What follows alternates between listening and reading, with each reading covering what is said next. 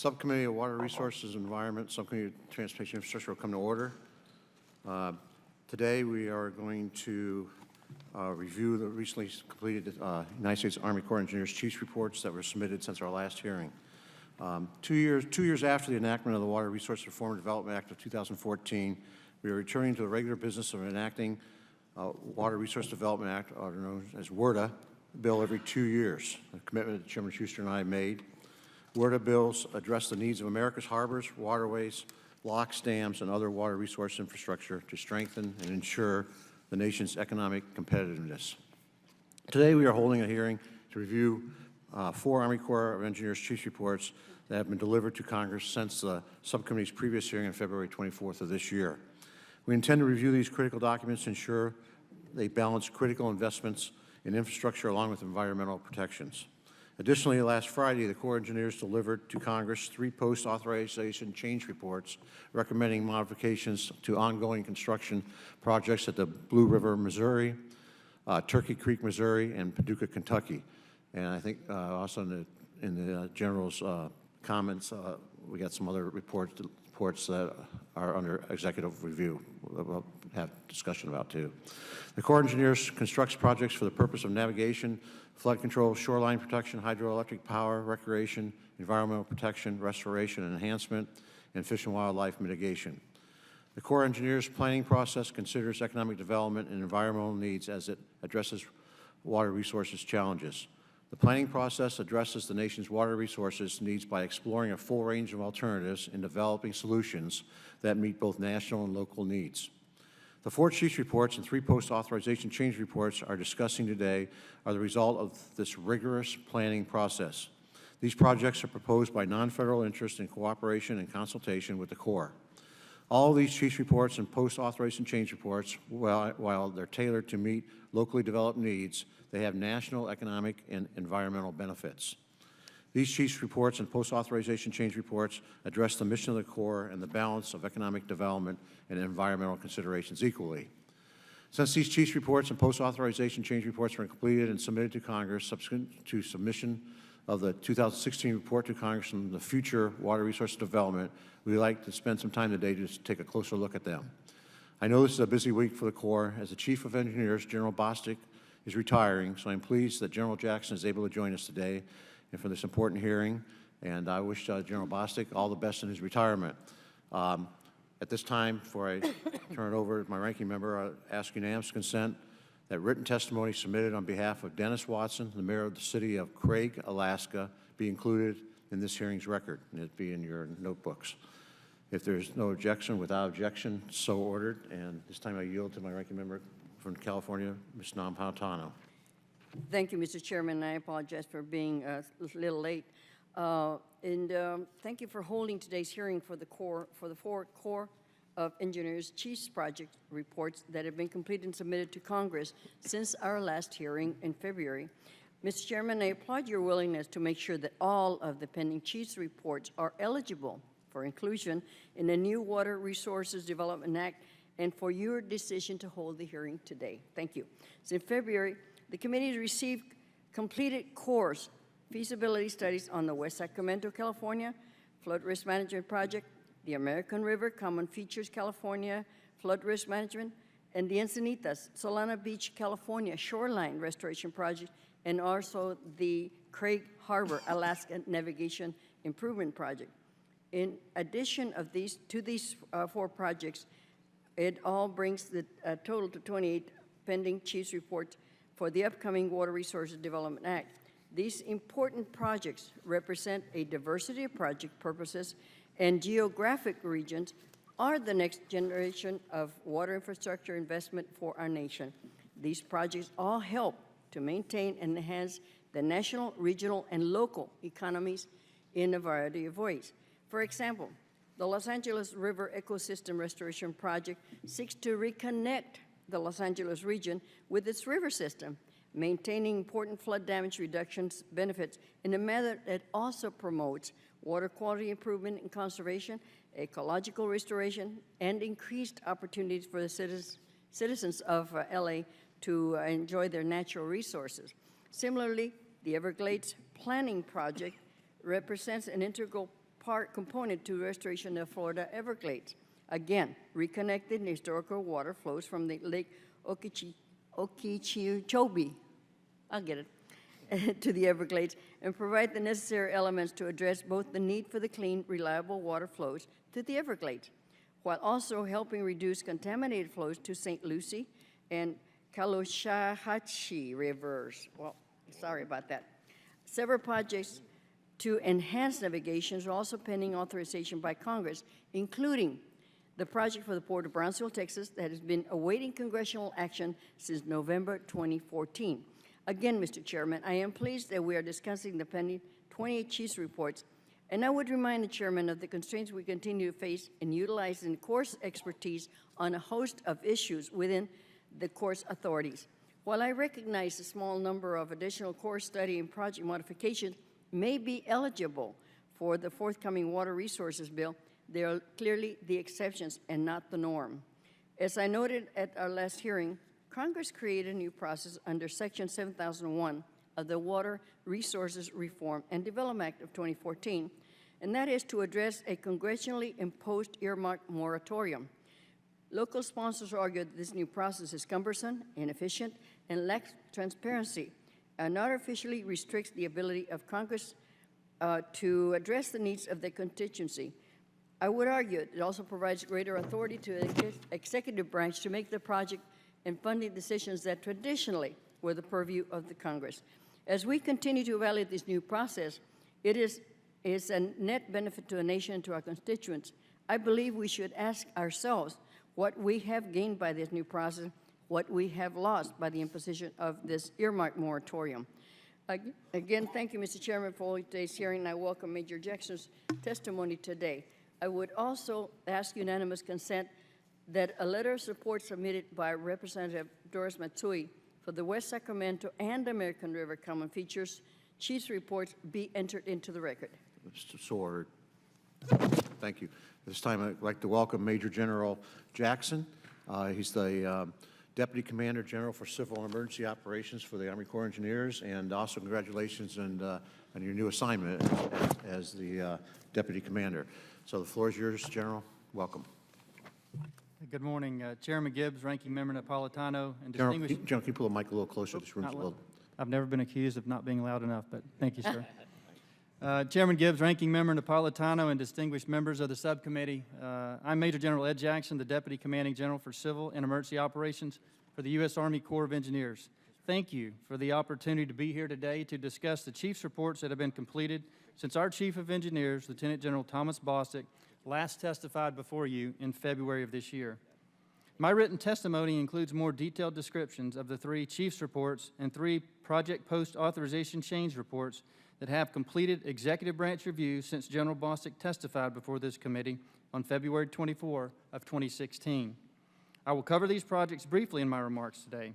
Each of these proposed projects with the Chief's report cleared by the administration falls within the main mission areas of the Corps, which include commercial navigation, flood and storm damage reduction, and aquatic ecosystem restoration.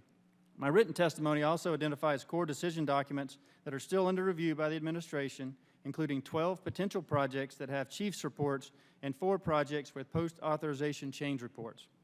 I would now like to provide a brief overview of the 3 proposed projects that have completed executive branch review since the previous testimony. The Army has previously provided the results of those reviews along with the following project information to the Congress. The Kansas City's Levees Phase 2 Chiefs Report was transmitted to Congress on March the 30th of this year. This project reduces flood risk along the Missouri River and its tributaries at Kansas Cities, both in Missouri and Kansas. The plan addresses the structural and geotechnic reliability of existing features and increases the height of the existing levees and flood walls by as much as 5 feet. Based on October 2015 price levels, the total initial cost for this project is estimated at $327 million. The Mill Creek Watershed Chiefs Report was transmitted to Congress on March 18, 2016. This project reduces flood risk along Mill Creek in Nashville, Tennessee. The plan includes the construction of a 377-acre-foot capacity stormwater detention basin along 7 Mile Creek, modification of the Briley Parkway Bridge, and the widening of the Mill Creek Channel. 9 residential structures would be raised above the 1% chance flood elevation, and 80 frequently damaged residential structures located on the floodplain of Mill Creek would be purchased and removed. Based on October 2015 price levels, the total initial cost for this project is estimated at $28.8 million. The Skokomish River Basin Ecosystem Restoration Chiefs Report was transmitted to Congress on April 19, 2016. This project includes ecosystem restoration improvements in and along the Skokomish River in Mason County, Washington. Plans for ecosystem restoration consist of the removal of a levee at the confluence of the north and south forks of the Skokomish River, installation of engineered log jams, reconnection of a historical side channel, and wetland restoration. Based on October 2015 price levels, the total cost for this project is estimated at $19.7 million. Section 902 of the Water Resources Development Act of 1986 sets a maximum percentage cost increase for civil works projects. A further authorization is required to use federal funds beyond the maximum authorized project cost. In these cases, the U.S. Army Corps of Engineers generally completes a post-authorization change report, which is provided to Congress if there is a recommendation for such a further authorization. There are 3 of these reports that have been completed since our last testimony in February. The Blue River Basin Project, located in Kansas City, Missouri, the Turkey Creek Basin Project, located in Kansas and Missouri, and the Ohio River Shoreline Project, located in Paducah, Kentucky. All 3 are important flood risk management projects which have completed executive branch review. I would also like to take this opportunity to provide a brief update on the 2017 report to Congress on future water resources development as required by Section 7001 of the Water Resources Reform and Development Act of 2014. The notice requesting proposals by non-federal interests for proposed feasibility studies and proposed modifications to authorized water resources development projects is anticipated to be published in the Federal Register on May 19, 2016.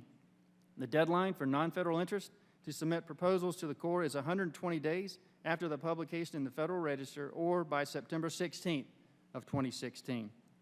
Mr. Chairman, this concludes my statement. I appreciate this opportunity to testify today, and I look forward to answering any questions that you or members of the committee might have. Thank you. Thank you, General. At this time, I want to yield to Chairman Schuster of the full committee. Thank you, General. Thanks for being here today. As you might expect, I've been talking about the Upper Ohio River and the project up there in the locks for some time now, and I just appreciate the Corps' renewed attention to looking at that study, that project, because the first time I think as we've been researching, since we had these internal reviews for about 12 years or so, it's the first time that a study's been completed and we're stopping it because the internal review said, oh, there's more benefits than the Corps allowed for. Typically, we go back because we've overestimated and the cost benefit may not be as good as we thought. But in this case, again, the benefits are there. The cost benefit is going to be greater.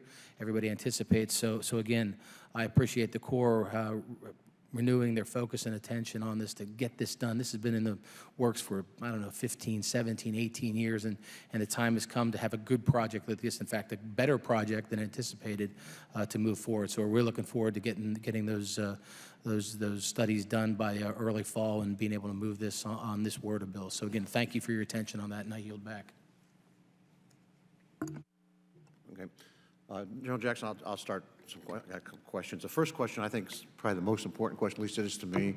I always ask at these chief reports and these change reports, and I also include these others you mentioned in your testimony, the 11.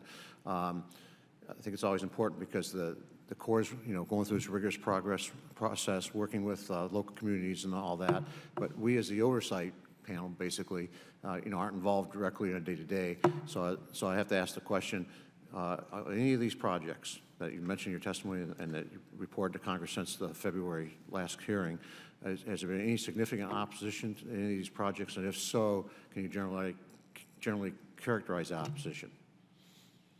Mr. Chairman, there's been no significant opposition to any of the projects. I mean, we certainly go through a process where we do full public vetting. We look at every single thing that comes back to us and analyze that to make sure we're not missing anything and to make sure we take into account the concerns of the public. But there's been no significant opposition to any of these projects. Good. That's good to hear. We got that taken care of.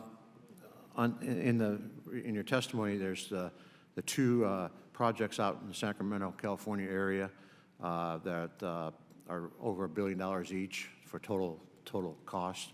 Can you describe to us what favorable benefits cost? The cost ratios are 4.6 to 1 and 3.2 to 1, which is, you know, a good number. But describe to us the benefits these projects provide, since they are, these two projects, of all the projects we're talking about in the 25 or 28, how many chiefs reports to end up with, are a significant amount of money, you know, pulling, well, close to $3 billion probably total between the two. So you could, I think we need to elaborate on those projects, what they are and what the benefits are. So since they're such a, you know, big part of the bill for funding side. Yes, Mr. Chairman, thank you. Both of those projects are significant to the city of Sacramento, obviously, for flood risk mitigation. And I'll talk about both of them. The West Sacramento, California project will reduce average flood damages by about 85% to the communities in West Sacramento, which we think is significant. And the American River Common Features project will reduce the average damages to the rest of Sacramento by about 73%, which we believe is significant. Each of the projects, the cost is high, as you see. But there's significant work that will be done there, significant work in terms of the numbers of miles of cutoff wall that will be placed in levees. There will be widening of features such as the Sacramento Weir. There'll be significant alterations to the levees themselves to make them more resilient, to include some levee raises, some armoring, a lot of bank protection. And these are, the mileage counts on these are significant. So for instance, the cutoff walls for the American River Common Features, 13 miles alone. The levee cutoff walls within Sacramento system, 18.5 miles, all total for the main stems and the tributaries that make up these systems. So significant work will be done, but we believe significant benefits will be accrued to protect the citizens in Sacramento. Great. I know we got a project in my district, cutoff walls about a mile. Apparently, there's new technology. They've actually cut the cost significantly from what they originally proposed, so hopefully that technology is being adapted nationwide. Mr. Chair? Yes. I've got to mention that Sacramento is the capital, and it is very, very important to the people in there. They have had floods, and really it would be very helpful to get this done. Okay. On these projects that we put forth, the chief's reports, is there any concern about the non-federal sponsors being able to uphold their end of the cost share agreement? So as we get through our feasibility study process, this is one of the areas that we look at very closely. We want to make sure that where we have a federal investment recommendation, there's a non-federal cost share sponsor that's able to and committed to meet their obligations. And in each of these cases, but the non-federal sponsor is able to provide their portion of the cost share. Okay. On the Section 7001, you know how we do the reports to Congress now of projects, proposed projects out there. The law says that has to be submitted to Congress by May 1st. The Corps was 18 days late. Was there a significant reason why you were 18 days late in submitting that 7001 report?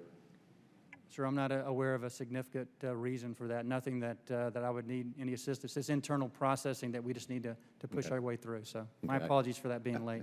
Yeah, I mean, if it was 18 months, I'd really be up in arms. 18 days, I just thought I'd mention it. So anyways, this time I'll yield to Ms. Napolitano, the ranking member, for any questions she may have. Well, thank you very much, Mr. Chair. And General Jackson, the Army Corps does a magnificent job in my area. Even though it's not germane to today's topic, in my state, we're constantly searching for ways to increase water supply and encourage water conservation.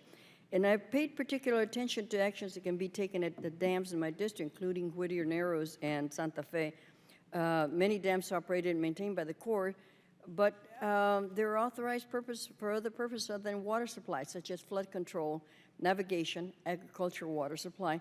But in my opinion, if given the appropriate authorization, could measures be taken to the core dams, all core dams in California and other states that would increase water supplies capabilities? Yes, ma'am. With the appropriate authorization, we can work that through all of our projects. Well, it's very clear that Mother Nature is playing a lot of tricks on us, so I think we need to start preparing for some of that.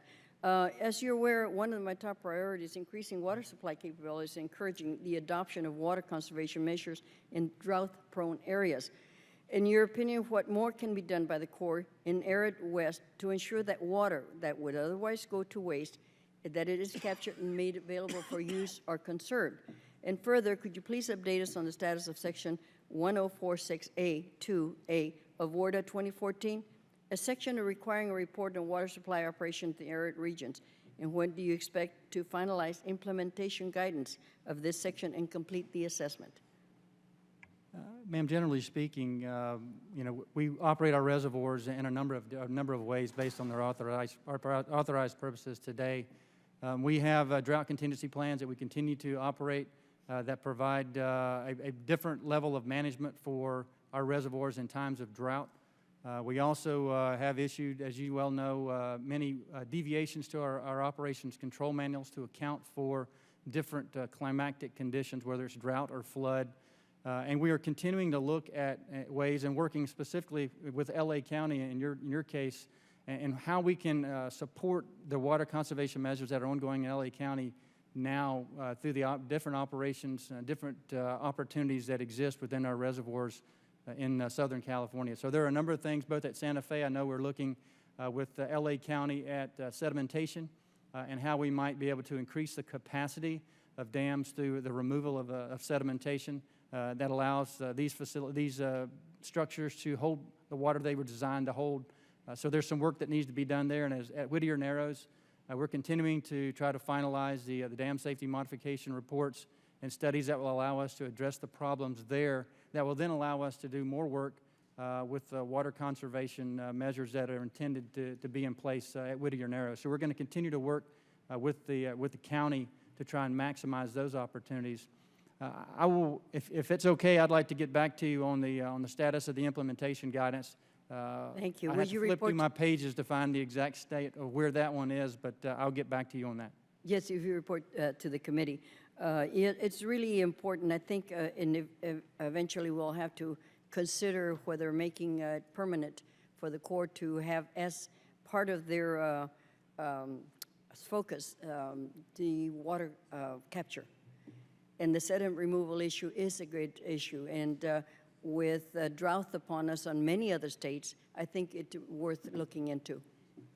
Yes, ma'am, I agree. And we've worked also with Bureau of Reclamation. They're also taking a look at sedimentation as well in terms of their capacity to store water. So it's something that we're going to continue to work and use the science and technology that are available to us to come up with good solutions to optimize the capacities of those projects. Thank you very much, Mr. Chair. Mr. Webster. Thank you, Mr. Chairman, for holding this meeting. I don't have a question, but I would like to thank General Jackson for the state of Florida and the 3 chiefs reports that come forward there. Very vital projects that we look forward to working with you on. The one in Flagler County, which is the northeast part of our coastal area, and the coastal protection we're going to work on there is really awesome for them, and they're in many areas part of their economic engine. Then in Port Everglades, which I know Ms. Frankel was very interested in. She's down in that area and have worked for decades trying to get that Chiefs report done, and that's going to be very, very vital to them and to that area. And it's an international trade gateway, and it's also a cruise ship haven, and a great place. It's going to be a good project. And lastly, CEP, the Central Everglades Planning Project. That is crucial. The Everglades are ionic, and what you're doing there is really going to be monumental for us and for Florida. And I think that restoring the heart of that area is something that Florida's been working on for a long time with you and the federal government. And then lastly, I'd just like to say that the authorization of those are certainly milestones for Florida, and they're going to be significant and very important to constructing them, but constructing them in a way that would reach into the future and certainly last for the future. And that's why I want to thank you for your commitment to resilient construction and the use of techniques that will allow these projects to not just last for current times, but for into the future, and would also sustain storms that come our way many times in Florida. And I look to work with, continuing working with you on implementing what's in the current WRDA bill in that aspect, because I think it's one of the most important things. You mentioned resilient air and one other project here. I think those are important. So thank you so much for what you've done. And with that, I would yield back. Ms. Edwards. Thank you very much, Mr. Chairman, and thank you, General Jackson. I actually don't have a question about the projects that are identified, but I want to go to a part of the last part of your testimony when you talked about the RFP that's coming up for non-federal projects. I think that you said that the published date in the Federal Register is going to be May 19th, and then proposals submitted by September 16th.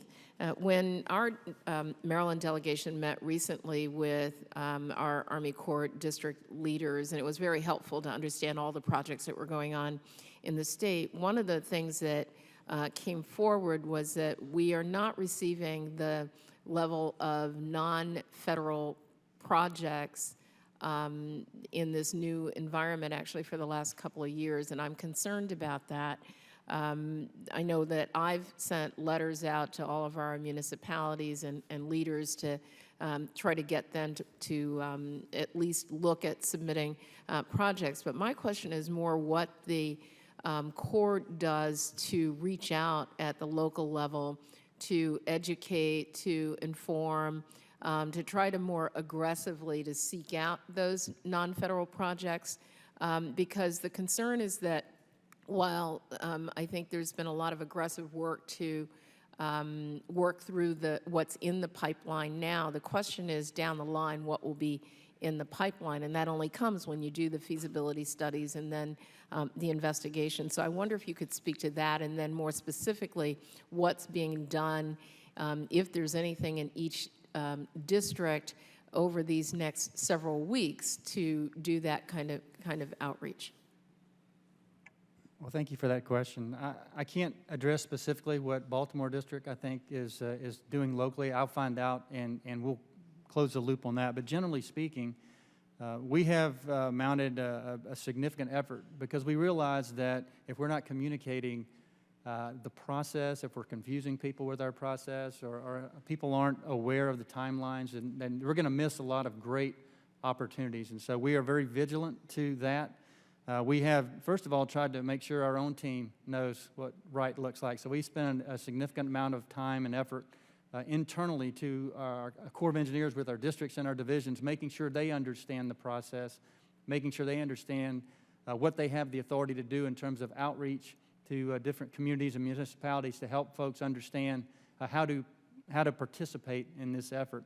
So we've done a lot of that. We have also made sure that the Federal Register is updated with the right information. We have hosted a kickoff webinar. We use multiple opportunities within social media, both at the district and division level and the headquarters level, to talk about this program and the milestones and the way that, that folks can participate in it. And we continue as we go. I get a lot of opportunities to speak to stakeholder groups and local communities as I travel around as part of my duties. And we take the opportunity to talk about this program when we have those stakeholder meetings, local meetings, et cetera, to try to get the word out. I'm a believer that there's always more ways to improve, and so we'll continue to look at how we might do that better. And certainly we'll work with your staff to make sure if there's some gaps in our process or our communications plan that you see or your staff sees, we certainly want to take advantage of closing those gaps with increased communication. We believe this is a good program, but again, like all things, we can always do better, but we are committed to making sure that everyone understands these opportunities and how they participate, and that we make sure our communications gets out to the lowest level to sweep up all these great opportunities that you described. But just as I close, is there a reason that there hasn't been a new study approved by resolution since 2010? It's a long time. Ma'am, I can't address that. I'll have to get an answer and close the loop with the committee. Thank you, Mr. Chairman. Mr. Denham. Thank you, Mr. Chairman. General Jackson, the Army Corps of Engineers is currently finalizing the Lower San Joaquin River feasibility study, expecting a chief's report out at the end of the year. There's been an ongoing dispute about Army Corps personnel and local officials over the inclusion of a reclamation district. We refer to this reclamation district as RD-17. in the final chief's report. I don't expect you to know all the details about one single irrigation district. My question is more along the lines of the thinking of the Army Corps, both on flood protection, but also on new government expansion and the development within those different areas. It's my understanding the Army Corps personnel are interpreting an executive order that specifically is set up to discourage growth or development.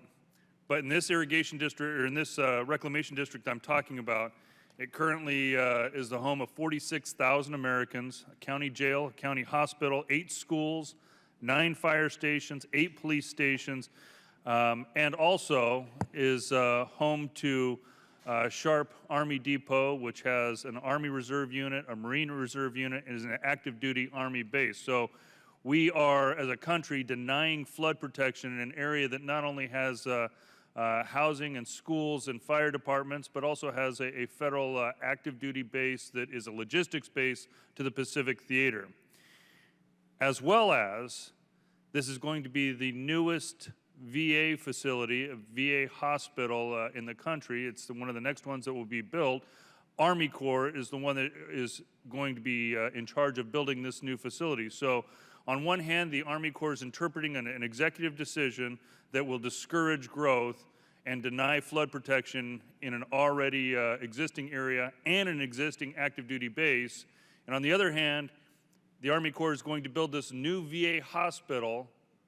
We're expecting it to come in on time and on budget, but if you're not going to provide the flood protection, I assume you will have to change the criteria of this new VA facility, which will, if you're changing the criteria, obviously run up costs and delays.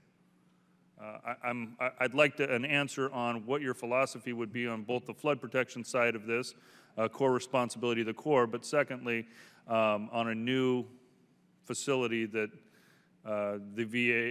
new VA facility that the Army Corps will now be constructing. Sir, I can't talk specifically about that project because I don't have all the details, but I'll certainly follow up with you on that. Philosophically, I think the Corps takes every opportunity and responsibility for our role in federal flood risk management seriously. So I'm not sure how our local district or our division is interpreting an executive order, but that's certainly something that we at the headquarters level will dig into after this hearing and get a response back to you on that, because we certainly don't, as an organization, want to take any position where we discourage growth. In fact, I think what we do very, very well in the Corps of Engineers is find opportunities to meet all the competing requirements that will allow us to grow our economy and allow communities to prosper. So I owe you some feedback on your specific issue. And on the Veterans Administration facility, certainly that comes into play, as does a federal installation, but no different than a community in my mind in terms of our responsibilities to take a hard look at the problem set. So if you would be willing to let me come back to you on that, give you a more detailed answer, clarify where we may have some confusion in the lower part of our ranks, I'll be glad to do that, sir. Thank you. Specifically, I'd like you to get back to me on the Lower San Joaquin feasibility study as well as RD-17, the 200-year flood protection. But let me follow up with one final question. So the Army Corps is now, I believe for the first time, going to be building, the VA has not done a great job of controlling costs. So we're looking forward to the Army Corps stepping that up and controlling costs. The question would be, how do you control costs if the Army Corps is not creating flood protection and now instead is going to develop a VA facility? How would you, I assume that you are aware of the new role of building VA facilities, and if your number one project is going to have changes, how do you control those costs? Well, sir, we have, we'll control the cost with the VA program that we've been given the responsibility to execute as we would for any of our other projects. I think one of the things that we're looking at in our designs in general is how to make buildings more resilient. And I don't know the specifics of where this VA hospital is located with regard to the floodplain. Obviously, levees and flood protection are a multi-layered array for us. We certainly use structural measures such as raising, different parts of the VA hospital, putting mechanical systems on a higher floor as part of our standard design to account for, other contingencies and layers of protection with our risk management program. So I will get back to you on the specifics of how this is designed based upon where it's situated on the ground in relation to the floodplain that you described. And also we'll do that in line with the answer to where we stand on the flood protection issues for the communities that you're talking about. Thank you. And just in closing, I'd like to invite you out to the area. I think it's a very unique opportunity since we have the new VA facility, as well as SHARP, as well as dealing with this new feasibility study. As your time permits, we'd love to invite you out. Congressman, thank you very much. Thank you. Ms. Johnson? No questions? Oh, Ms. Esty then.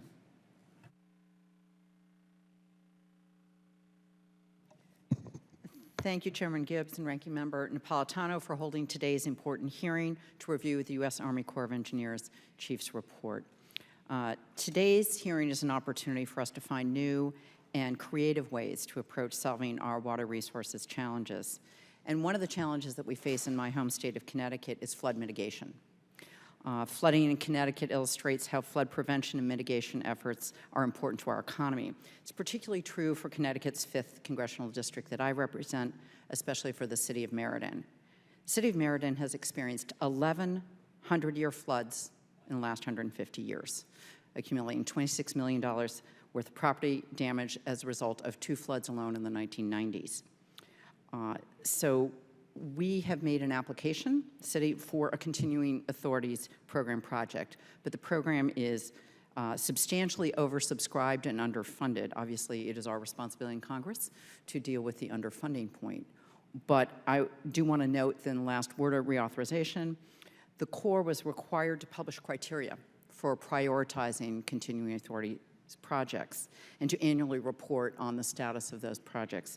So I'm asking, and I realize you may not, given the subject matter today being on the engineer's reports, but would like, if you could, get back to me, if not today, on what is the status of that program, what is the status of the prioritization criteria that are being used for these important projects. Thank you. Yes, Congressman, I'll be glad to get back to you on that. Thank you.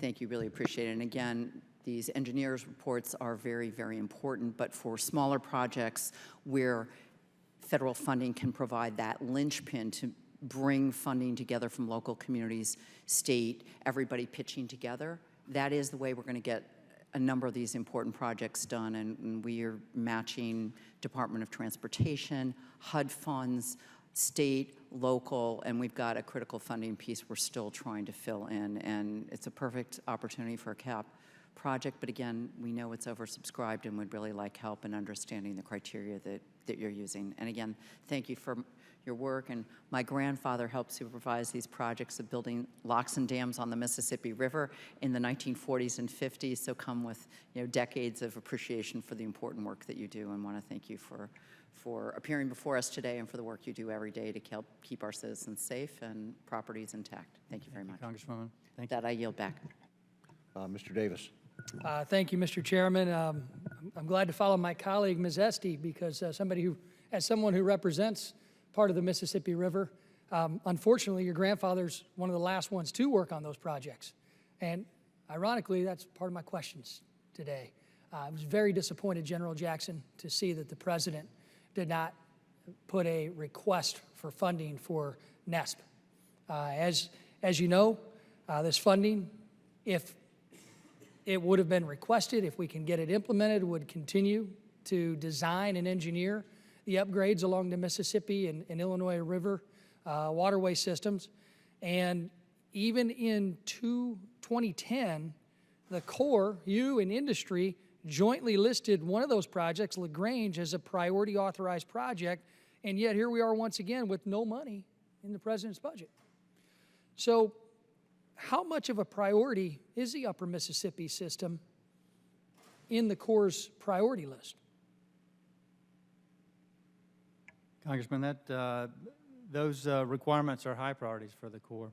I know that we've been asked by the administration to go back and take a look at a few things which we are attempting to do, and that will help inform a future way ahead on investments on those systems. Okay, I mean, if you're truly serious about moving these priority projects forward, then can you tell me why the president didn't request a single dollar in his budget? Sir, I can't answer that question. Okay. On to a brighter subject. Just recently, we worked to pass a bill, H.R. 3114. I worked with my colleague, Mrs. Napolitano, to permanently authorize the Corps of Engineers to continue funding the Veterans Curation Program. I've had the opportunity to visit the Veterans Curation Program in the St. Louis District twice, meet some of the veterans that it's helping to move into the curation career, a career in curation and in other fields, other related fields. Can you give an update to this committee on the Veterans Curation Program and what the implications of permanently authorizing funds for the program will be?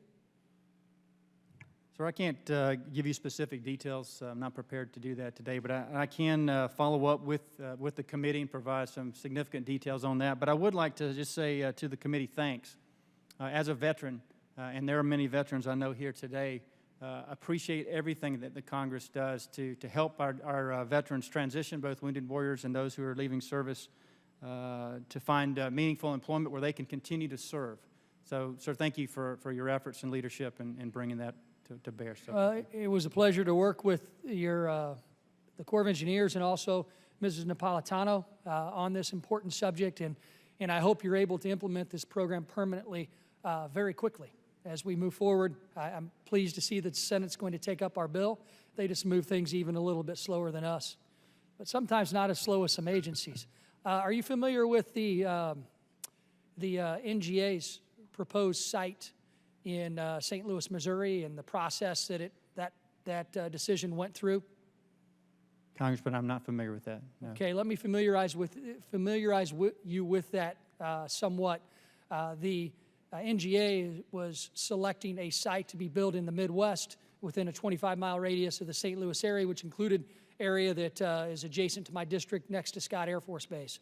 A Corps completed study was utilized as justification during this process, and it was riddled with errors. As a matter of fact, there was a delegation, a bipartisan delegation that met with the NGA officials and the Corps of Engineers officials just last week on the Senate side, and I specifically asked the individuals there to make sure the next time anybody from the Corps was here that they were fully briefed on this. This study included a St. Clair County that was adjacent to a river that doesn't exist in St. Clair, Illinois.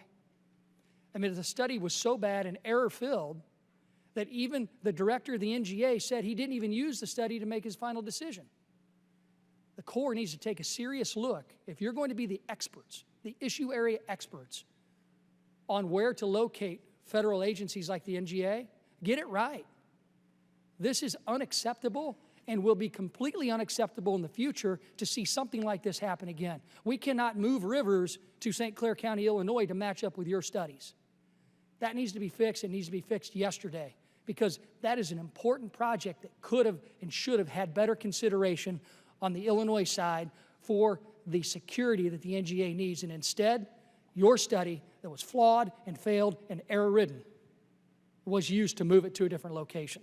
So I would hope that in the future when you come back, I will ask you about that study again, and I would like some more detailed answers as to why the errors were in there and why that wasn't edited before it got to the point where it was used as part of the decision. So with that, General, go ahead.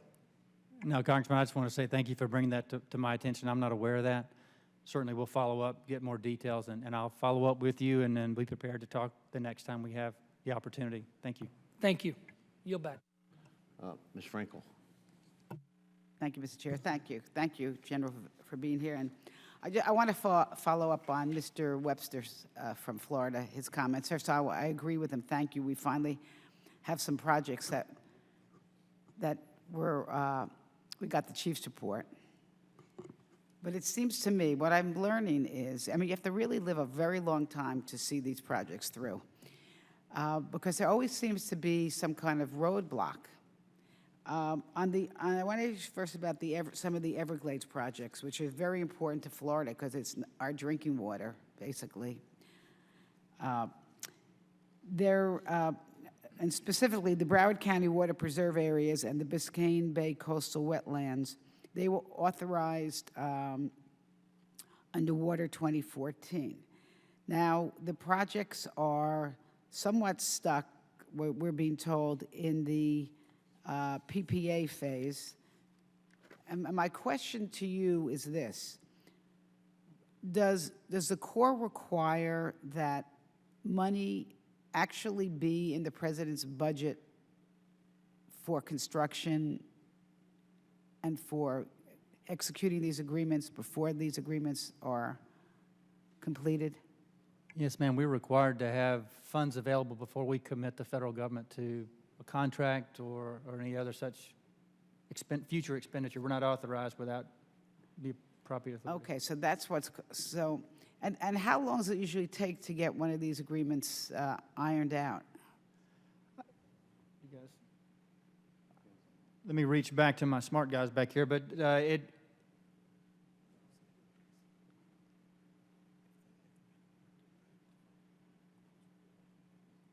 Okay. If we don't, okay. We will get back to you on specifics, but the bottom line is we have model agreements that we use that we have used over time for a lot of different PPAs and such that allows us to move much faster. Many of the projects, and I'm somewhat familiar with the Everglades projects because of my recent command in the South Atlantic Division, as you recall, but many of these projects are very unique and very complicated and don't quite fit in the model PPA construct, so they take a little bit longer to put together and to get approved through the administration. And so, but we do have a standard that we use to try and make it go faster. And then where at all possible, we try to fit these agreements into these models so we can get them done more quickly, but they don't always fit. Okay, because I mean, it sounds like it could actually expand the amount of time that it takes to get something done. We're trying not to. We're trying to use these agreements as a way of expediting things. All right, now I want to talk about Port Everglades, just as an example, but it's really a sort of, it would be a question that would probably apply to many, many authorized projects once you get a chief's report. As my colleagues have heard me say this before, it took about 18 years to finally get the chief's report for Port Everglades, but thank you, we got it. And I know in obtaining the chief's report, the project has to go through a cost-benefit analysis and has to meet certain criteria before it gets the seal of approval from the Army Corps. Now what we are learning is that that OMB uses a different formula for its cost analysis.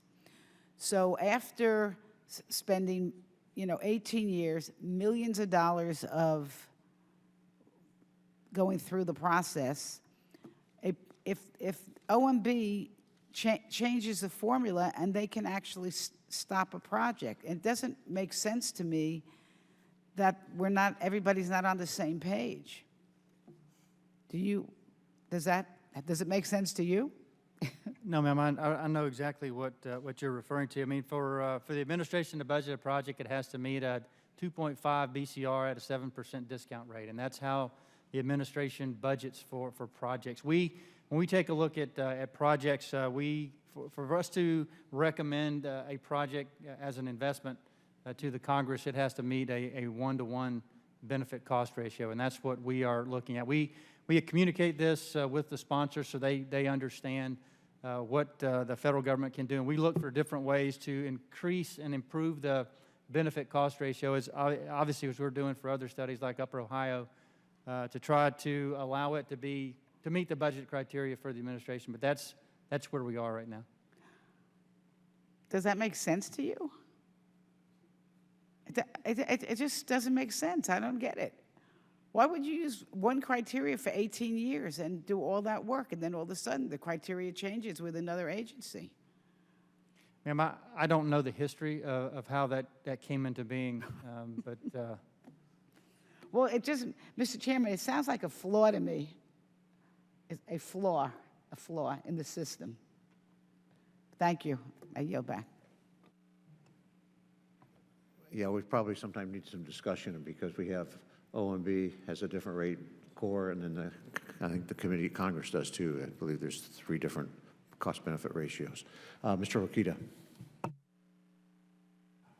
I thank the chairman for having the hearing. Just want to say to General Jackson, look forward to working with you. I'm a new member of this committee and the only one from the majority party from in Indiana, although Representative Carson is also from Indiana on this committee, and we look forward to working with you, not just on behalf of Indiana, but on behalf of the nation, to get this cleaned up and working more efficiently and better. And I like to be a glass is half full guy, so I'm just going to welcome you and take it at that and look forward to working with you. Thank you, Congressman. Look forward to it as well. And I yield back.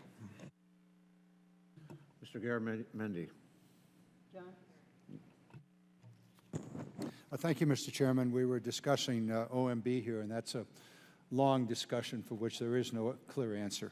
I do want to thank the Corps for bringing along the West Sacramento project. This is a project in West Sacramento in Yolo County, 53,000 residents in a dangerous situation, trying to bring the levees up to 200-year standard, which is the state of California requirement for urban areas.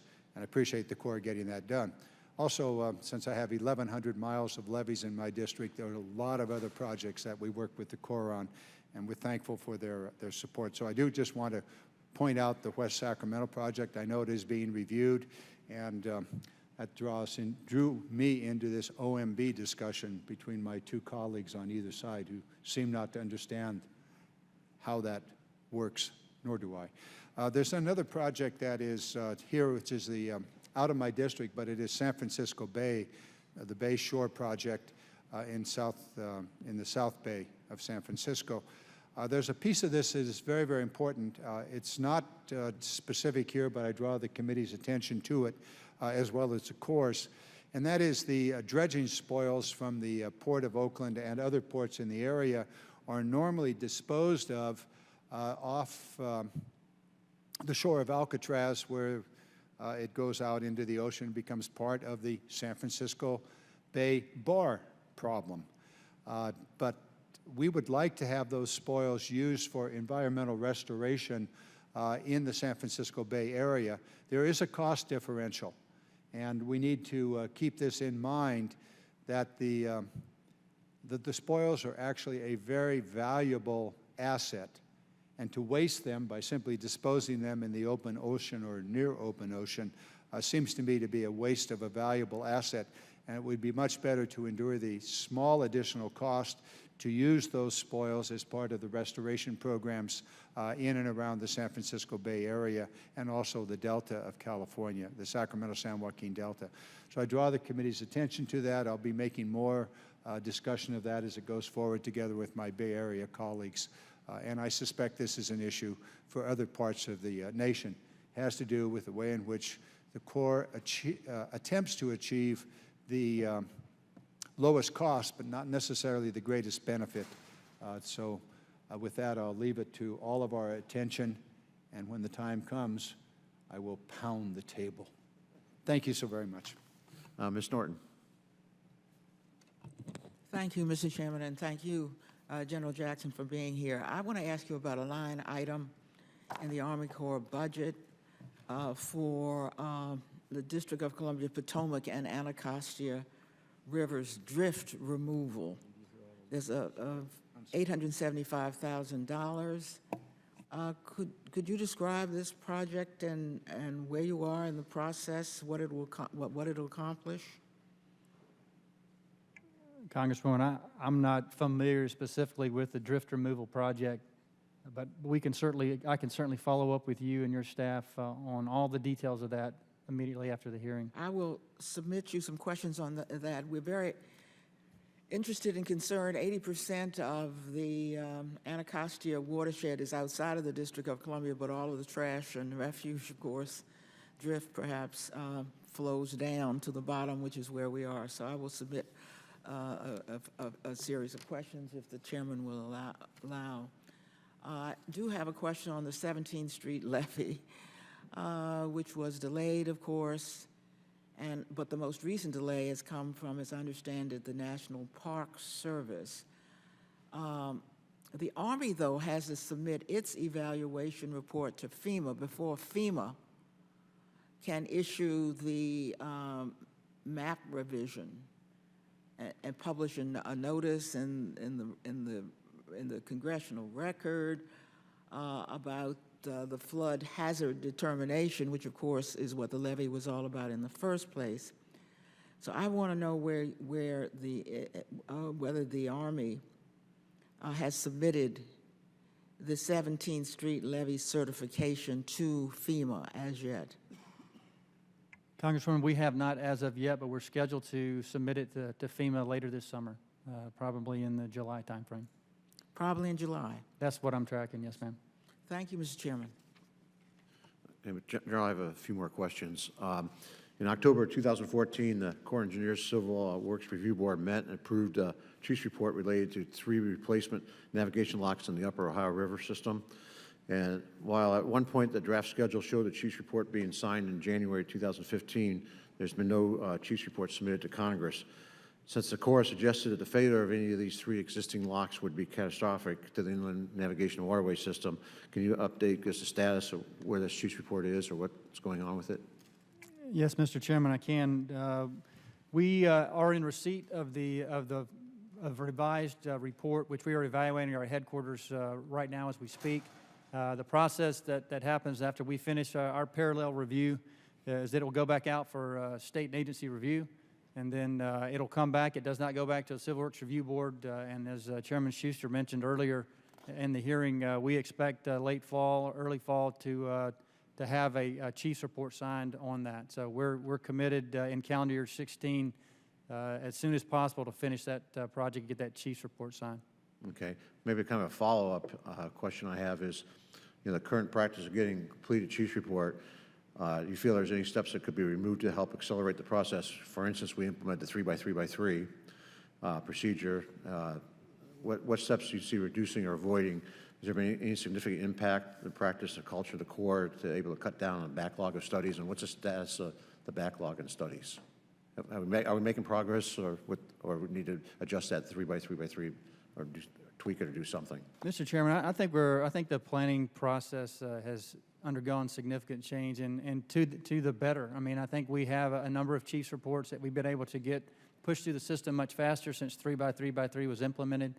And we realize that not every project is going to meet a 3x3 construct, and we take those on a case-by-case basis as opposed to making something other than that be the case-by-case basis. We're doing a number of things inside the Corps to address the issues that you talked about. We are continuing to train our plan formulators and our leaders to understand the ways that we can bring these feasibility reports to completion much quicker. We're doing a lot of other things that we've incorporated in our planning modernization process, like incorporating the other federal resource agencies earlier in the process and making sure we have the benefit of their perspectives as we start scoping a project out in its early phases. We've eliminated a lot of the sequential review process, and we're doing more of a parallel review process to be able to get things done faster, integrating our vertical team from the headquarters all the way down to the district level to try to make us be able to make decisions more timely and try to eliminate redundancy in the steps. Let me ask a kind of follow-up on that 3x3x3. One of the things we did in that was on projects, the Corps' lead agency, to start the studies and do all that, and other federal agencies that may or may not want to be involved have to be involved from day one. Are you seeing a cooperative relationship with, Fish and Wildlife, Interior? Have you seen a cultural change since we implemented WAR 14? Yes, sir. We have great relationships with all the resource agencies, and we work very closely together to try to deliver these projects. And so I believe we have good collaboration with all the federal resource agencies. Now, the other major change we made, since we don't have the earmark, we have the earmark moratorium, is the Corps has to also be the lead agency working with local stakeholders and bringing those challenges forward. Have you seen an awareness back, out in the countryside of local governments, port authorities, local stakeholders have more of awareness of this new process and working with the Corps to bring things to Corps' attention? Partnership there. Have you seen a change in that respect? Sir, as I make my rounds around the country talking to different groups, port authorities, industry stakeholder groups, we talk a lot about 3x3x3. And we've been talking about that for several years now. My gut feel is that everybody really understands it. They understand why it's good. Sometimes they're concerned, especially if they have a project that's very complicated and they don't think they can get it done in 3 years. But we work with them individually on a case-by-case basis based upon the complexity and the scope of the project to address it through waivers and such. But I believe that by and large, everyone understands what we're trying to accomplish and how we need to do that and what their role is. I mean, that's just an ongoing challenge, obviously, when you make fundamental change like that. That's why that's why I bring it up, I guess, so keep it on the top of your mind that it's a challenge, something we need to work on, because that's how the process needs to work, has to work. I also want to thank you for reprogramming the funding to fix the flawed economic analysis at the SULOC. This project is vital to protecting our nation's steel manufacturing industry and the region's economy, obviously. Can you describe to me the plan and the budget to maintain the 48-year-old Poe lock and the 73-year-old MacArthur lock as we work building towards a new lock, and what that status might be? Yes, sir. We're continuing to do risk-informed analysis of the SULOCs as we do for all of our infrastructure to determine what the highest likelihood of failure, the highest risk is for each of the components, and we work that into our budgeting process. We work that into our maintenance plans that we implement across the nation for all of our infrastructure. So we feel we have a pretty good plan to keep SULOCs up and operational while the major rehab report and the economic analysis come to closure in 2017. So do you think after 2017 we'll actually have a timeline on the replacement lock? Or? So I think in 2017 we'll have enough information to be able to make an informed investment recommendation to the administration, and that's our goal on where we will go from there to address the challenges at SULOC. We all, and you and I have spoken about this privately, we understand the strategic significance of the SULOC. It's a major focus for us, and we're putting all the effort in to make sure we have the best information so we can make that a good recommendation to the administration on the best way forward. Yeah, obviously, I'm very concerned. It's a 73-year-old lock, and we saw some of the status on the locks down in, replacing at Olmsted, Paducah, on the Ohio River system. I can only imagine what, happens up there if we have a failure, and the impact it would have to the country is significant. At this time, I yield to Ms. Napolitano. She had any more questions, and I have a couple more. Well, it's just a general thing that comes to mind. Would there be more chief's report if you had more budget? That's a tough question, ma'am. I think... Are there projects, in other words, that are hanging fire that should have been or could have been, but you're not able to get them on? I think there are a lot of great projects that are out there. I think, as we spoke earlier in the hearing, the challenge that we want to make sure is that we understand all of them, where they all are, and that we find some way of prioritizing which ones are the most urgent, and then apply the resources that we have in our headquarters and across the Corps of Engineers to be able to evaluate, scope these feasibility studies so we can actually bring them to a point where we can make an investment recommendation that makes sense to the Congress. So I think we are doing well in the program that we have now, and I think that we'll just continue to try and bring as many as we can possibly bring to the Congress for recommendation as they present themselves. Great. It sounds like a marvelous way of doing things, but I still think that there are other projects that could be done if you had the ability to fund them. Thank you, Mr. Chair. Mr. Bost. Thank you, Mr. Chairman. And I was not here a while ago. I had to run out to another meeting, but I understand that Rodney Davis, Congressman Davis, touched on an issue that's very concerning to my district and where he bumps up against that district. And that was on a report that was given by the Army Corps of Engineers in regards to the placement and environmental impact study that was given for the placement of the NGA. With that, there were, in the report, 3 different counties from 3 different states, and only one of them was the county that was in question. In the report, it was St. Clair County, Illinois, that was supposed to have the environmental impact study on it. It was St. Clair County, Missouri, St. Clair County, Michigan, were both mentioned in the report, even to the point there was a river put in the report that does not exist in the St. Clair County, Illinois, which then affects the decision that is made. My real concern is in an agency like yours, which I've had some very positive things while working on the river and everything like that, what is your response when a report like that comes out and affects the overall mission of another agency and the concerns that we have? And then it was kind of, when we met with the Senator Durbin and Senator Kirk, it was kind of a flippant, like, oh, well, that's really not that important. And that was a concern that I have. And where's the response? Here we go. Okay, Congressman, I appreciate you bringing that to my attention. Again, Congressman Davis talked at lengths about that. I don't have the specifics of that report, but I will commit to digging into more details and trying to give you the story on what that is and how that became the way it is. I can tell you that we in the Corps are committed to quality. And where we find that we're not meeting quality, where we find that we're not meeting our commitments to our elected members and potentially making as though it was not a big deal, we take that very seriously, and I'll take a hard look at the specifics of this and try to understand why it occurred. But certainly, we're committed to excellence in all that we do. We go to extensive efforts to train and educate all of the folks that work for the Corps in very, very technical specialties. We have multiple layers of quality control and quality assurance for the reports that we submit.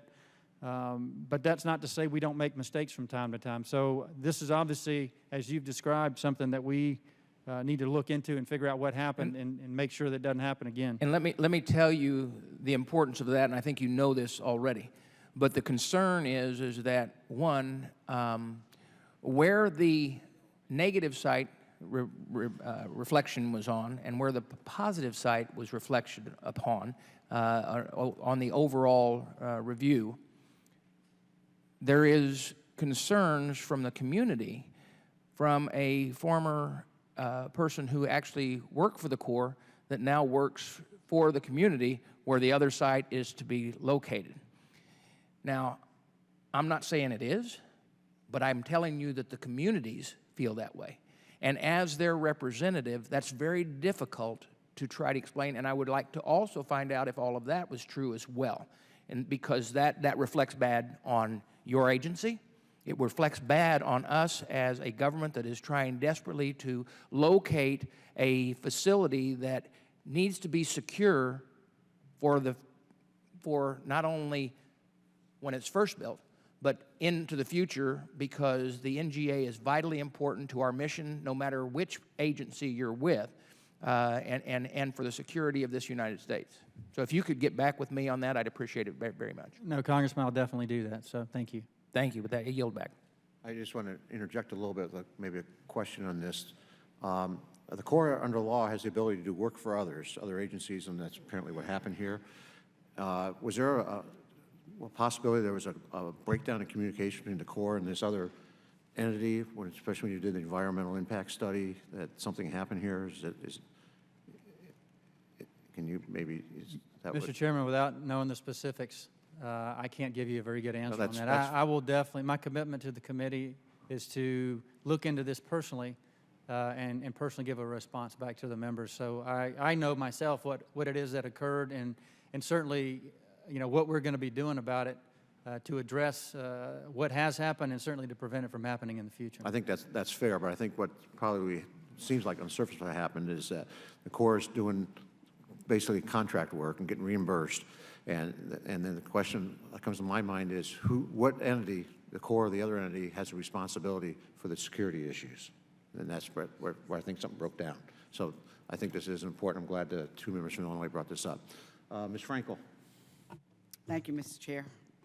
Just to sort of pick up where I left off, because I think, one of the problems, as I see it, is that the inability of Congress to actually designate within the budget certain projects has led to this a convoluted process which gives way too much power to the executive.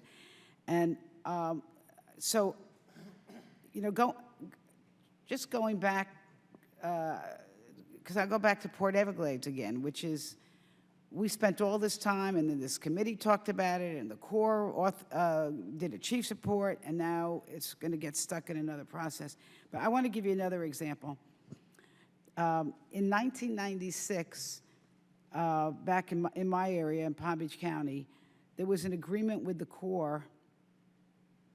Well, actually, in 1996, in the water bill then, there was authorized the Corps to pay 100% of the construction costs of a sand transfer plant. And the agreement with Palm Beach County was that the county would then pay for the maintenance. And the maintenance of the sand transfer plant would actually save the Corps anywhere from $2 to $5 million every couple of years. Instead, they wouldn't have to dredge that area.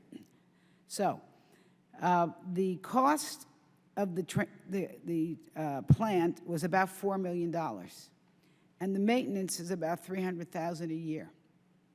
And that is a great deal for the Corps because the Corps saves a lot of money. But it's even a better deal because the Corps never paid for the construction. The county paid for the construction. So the county paid $4 million for the construction, and the county's maintaining it, excuse me, saving the Corps, I estimated, anywhere from $30 to $50 million in the last 20 years. Now, the county, what is the county's options to get the money back? Can they sue the Corps? Can they, or they have to go through a complicated modification? Can Congress fix it? Well, if we had the ability to designate projects, we could fix it.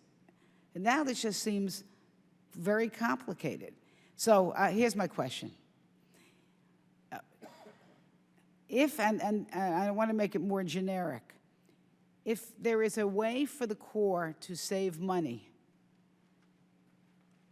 for example, in this case, the dredging in order to maintain a channel, if there is a way for the Corps to save money with a different method other than dredging, shouldn't the Corps be allowed to pay for that?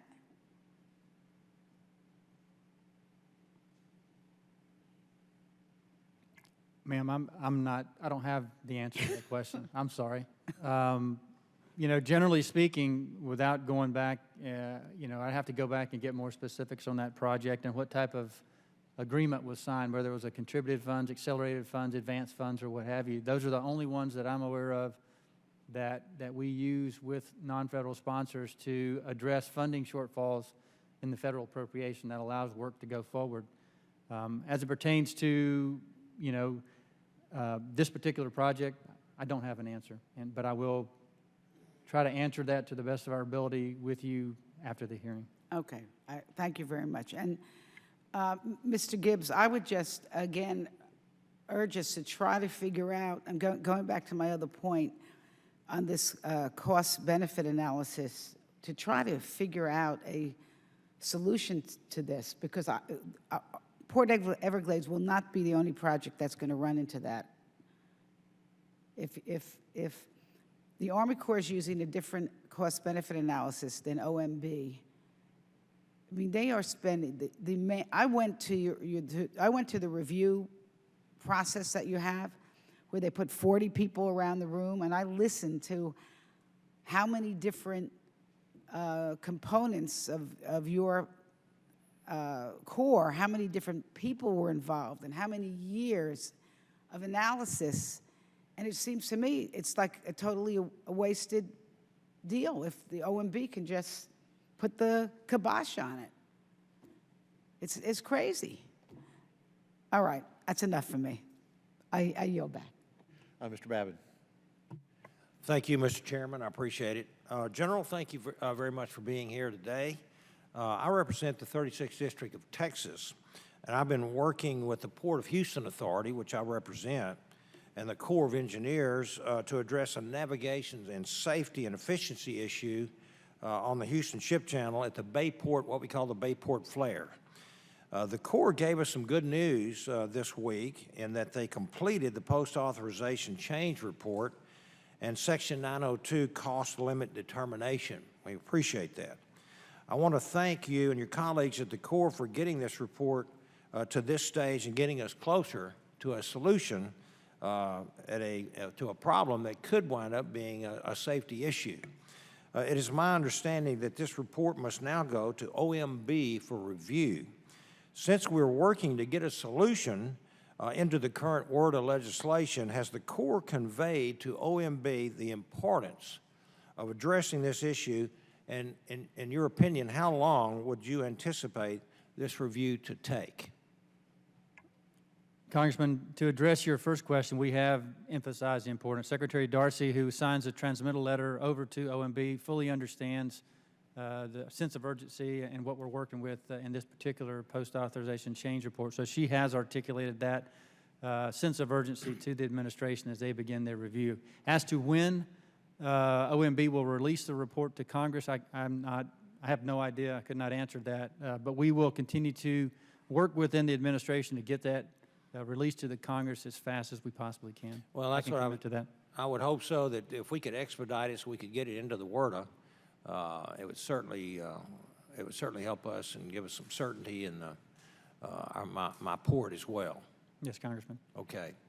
That's all I have to say, Mr. Chairman. Thank you very much. We'll yield back. Thank you, General. I just got a couple questions. It's kind of a follow-up on my last series of questions, General. We talked about the 3x3x3 and, streamlining and get more efficient. I should have mentioned, kind of following up on this, in the 2016 annual report was vastly improved from the 2015 annual report. We had big problems with the first report. But in the 2015 report, we had 114 projects were requested, and in the 16 report, we had 61 projects were requested. So that, I guess that begs the question, this new process, is the Corps doing everything we can do to educate it? Because we saw, almost a 50% decline in the number of projects. Is that because, I don't know, what do you think that is? Sir, I think because this process is really used to capture projects that we don't already have on the radar screen, and they only come through one time. I think that naturally over time you'll start to get fewer projects than the initial tranche that came in. But I think this goes to what we mentioned before, is we need to continue to communicate this, because I'm sure there are communities out there that aren't aware of this program and how they participate, and so we just need to continue to refine our ability to communicate and get the word out to see what other opportunities are out there, because I think there are some out that may not have been realized in this year, but we'll continue to search these out and try to get the word out. I know in the last year when I've had various meetings with different colonels in different districts, I was noticing a perception that some had a better handle on this than others, so that I think there's a little work to do, and that's a year-old data observation on my part, but just so you know that there might be some work internally just within. No, Mr. Chairman, I think you're right. I mean, it's constant. We have turnover of our colonels every 2 or 3 years, depending on whether they're lieutenant colonels or colonels, and so, and most of these guys that come in haven't served in the Corps before, so these are new and daunting issues that are hard to understand, and as an organization, we just have to continue to work the education piece. And fortunately, they're surrounded by civilians that understand this and are there for continuity, but it's constant vigilance required. I think probably my last question. The Chief's report for the Green and Barren Rivers in Kentucky called for the deauthorization of the project. This Chief's report was in the appendix in the 2016 annual report. If this is a deauthorization of a project or a divestment of the project, why was the Corps required to carry out a Chief's report for this? Mr. Chairman, when we deauthorize or we come back to the Congress to request a deauthorization, we still have to go through a process that's very similar to a feasibility study, but it does result in a Chief's report that gets signed with a recommendation to Congress recommending divestiture. So we do have to go through a process. As my staff has described it to me, it's not as expensive, nearly as complicated, but we still have to go through the same methodologies to make sure we understand what happens to a project when it's deauthorized and I know removed. in 14, you know, we authorized to deauthorize a whole host of projects to help pay for the bill. And hopefully that, I'm not sure what that status is on those projects, do you know? Yes, sir. There's the two processes, as you call, the annual and the one-time deauthorization. The one-time deauthorization, I think there was a total of 143 projects that were about $14.26 billion that were submitted to Congress. And I believe the list is finalized in, for the one-time deauthorization in May. I'm not sure. I'll have to go back and check to determine whether the Congress has received it, but our milestone is May, recommended the deauthorizations. And then the list, those projects, if approved, would be deauthorized effective November 2016. We also have the other process, Section 1001, which is our annual deauthorization process. Again, we will provide a recommended deauthorization list to the Congress in September of this year, 2016. And if approved, that list would be deauthorized effective October 2017. Yeah, I was just going to say that. My recommendation is we get a copy. I was going to request you supply the committee the projects that have been deauthorized, the dollars, the savings by doing that, and, and the numbers going forward to October you just mentioned. Okay, sir. That would be helpful. The reason why. Oh, well, Deauthorized. we authorized it. Deauthorized. I think she's asking the question of the reason why we deauthorized it, because I think we did this in Word of 14 because a lot of those projects have been on the books for years, and some of those projects, they might have had merit when they were authorized years ago, but never were funded and never developed, obviously, and now they're obsolete. So I think that's a lot of it. I know in 14, I know you weren't involved with this, General, but we were trying to clean up the books, so to speak, because we were told there was a cost, maybe a nominal cost, but there was a cost of keeping those on the books because the Corps had to report and include it in their administrative stuff. No, Mr. Chairman, you're correct. I mean, we have to keep our portfolio fresh. And there are a number of projects that, again, no longer have a purpose or no longer are relevant. And we just have to be constantly reviewing those as part of our annual deauthorization process, which is what we're doing this year, to make sure we keep that fresh and keep ourselves focused on the most important studies for the nation. And I appreciate that, but I think prior to Word of 14, you know, obviously we weren't doing that. The Corps, we weren't doing that, and that's why we had this huge stack of billions of dollars of possible projects, and we tried to clean that up, and so we need to keep implementing what we did in Word of 14. I'm all done. Do you have anything else? Okay. Well, thank you for coming in, General. It's a pleasure. Look forward to working with you in the future, and as you work with all the good works the Army Corps is trying to do out there in the countryside. Thank you, and this concludes the hearing.